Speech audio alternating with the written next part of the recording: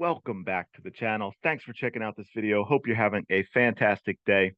I wanted to follow up on yesterday's video about the waiving of Celeste Taylor by the defensive specialist head coach who coaches the worst defense in the WNBA. So the only player that can defend, you sit all season and then you waive. And we're going to dig in a little bit to who's replacing Celeste Taylor. Dimiris, I believe that's how you pronounce this, Dontas, a Brazilian player. I've seen a number of people talk about how, well, they need another big, they need to rebound. Sure, they definitely need to rebound. I'm not sure how another big is going to help with that, and I'll explain why, because I know that doesn't really make sense on the surface. But let's just take a look. First of all, Dontas was drafted in 2012. Okay, so we're talking about 12 years ago. 12 years ago. Not saying she can't still play, but she's been around a while. And none of you listening have ever heard of her. So just real quick here, they activated her. Dimiris, yeah, Dontas. Okay, I think I have that right. On Tuesday, they waived Celeste Taylor, the only player on the roster who can play defense.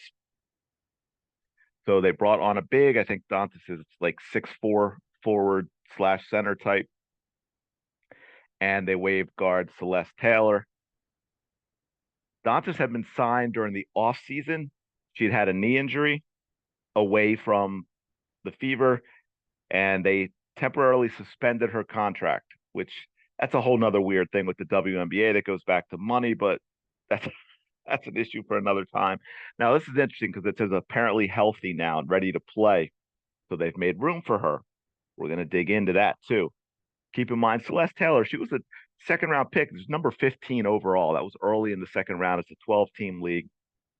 Never even given a chance. The most deficient thing about the Fever, and there are a lot of deficient things that all of us ignored during that win streak, including me, because I was trying to be positive, but I did keep mentioning they've got the talent to play the way they're playing and beat the other really bad teams, but not beat anyone else. And I think we've seen that. And the Sky aren't even one of the really good teams, but they beat the Fever, but that was without Ryan Howard. I'm sorry, not the Fever, the Dream, Fever Dream. There you go. There's a good name.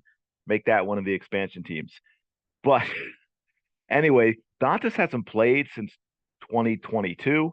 And in that year, she only played 15 games. She only averaged 17 minutes, 5 points, less than 4 rebounds. She terrible shooting, 30.4% from the field, 26% from three. She's a decent free throw shooter.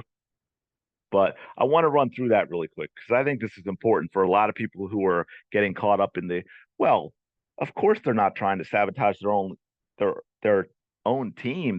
This probably makes sense. Okay, well, let's see. Hopefully you can see this. Let's take a look at stats. First of all, going all the way back, she didn't play at all in 2016. Now it says that's because of the Olympics in Brazil. I don't know why she couldn't have been able to play some of the season. But anyway, so we'll go back to 2017. Remember, she didn't play last year. 34 games in 2017 out of a 40-game season. That's solid. After that, 19, 26, 22, 24, 15, and then didn't play at all last year. Okay. 3-point shooting, because I heard someone say, hey, we've got a big who can shoot the three.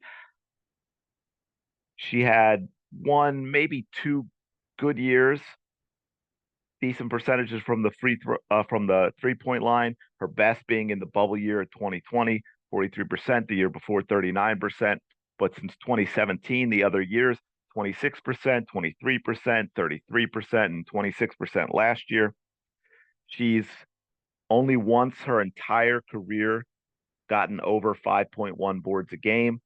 The 5.1 came in her 2014 in her rookie year. She grabbed 6.1 back again in the bubble year. That was her best season by far. It's the only season she averaged double digits in points, and she grabbed 6 rebounds.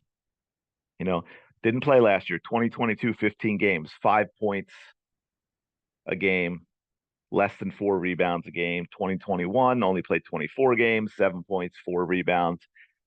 This is not the answer as a big. On top of that, the other issue that we have And this is going to be really interesting to see how Sides handles this because, as we've talked about before, she is basically playing a three guard set in order to get her special friends minutes on the court, Wallace and Wheeler, right? They are guards.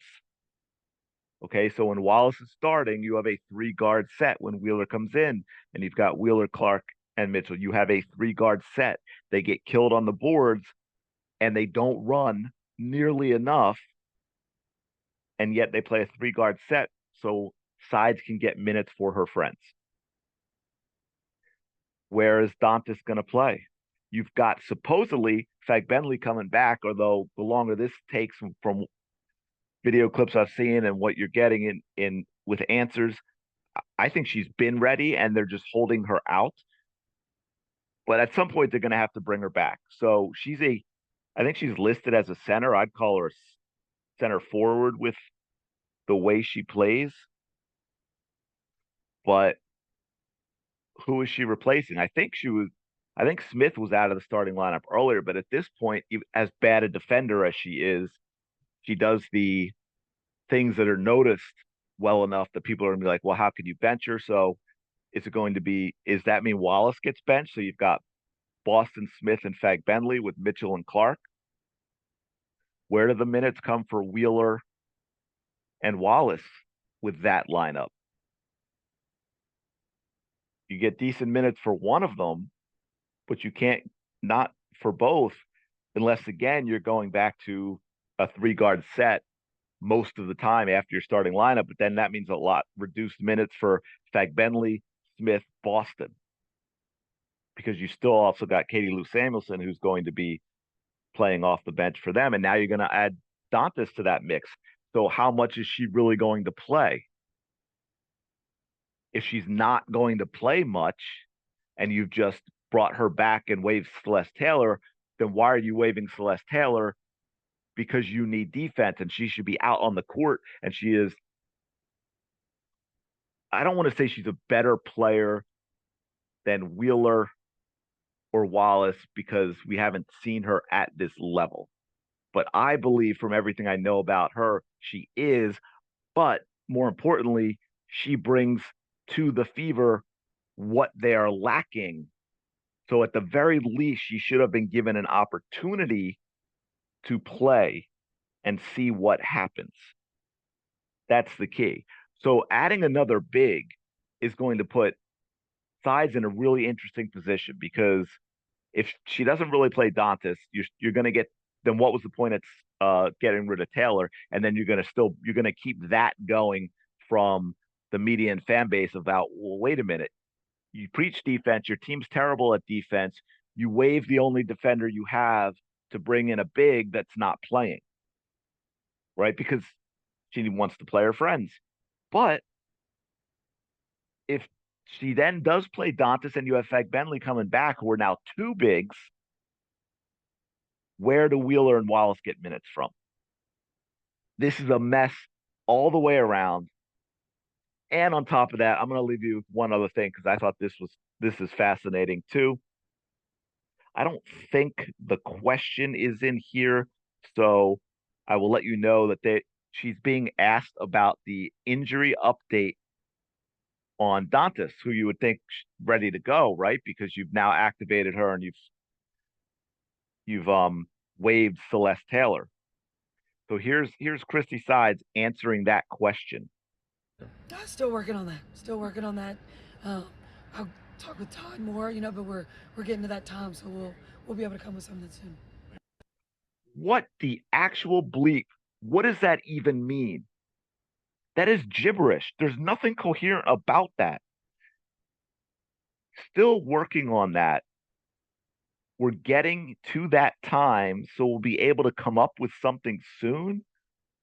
Now, I think part of that may be the details with the contract and the because like I said, it's weird with the WNBA. You were able to suspend her contract because she was injured. So maybe there's also a finalization of that part.